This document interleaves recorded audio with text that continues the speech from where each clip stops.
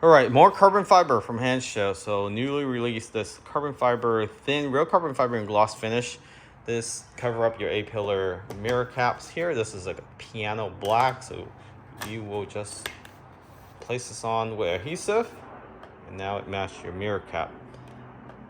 Let's take a look at that. So again, from Hand Show, they're starting to roll out a bunch of carbon fiber pieces. Comes with adhesive in the back. Make sure you clean this with some alcohol before you place this on. And just want to give you another look at the interior. Carbon fiber door handles, carbon fiber center console. Just take a look at that. Armrest, carbon fiber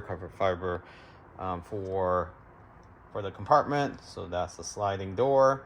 Carbon fiber dash. Everything carbon fiber from Hand Show here, including that steering wheel, carbon fiber. Just looks absolutely amazing with the gloss finish. Some people prefer the matte. They do have the matte or the dry carbon, some people will call it.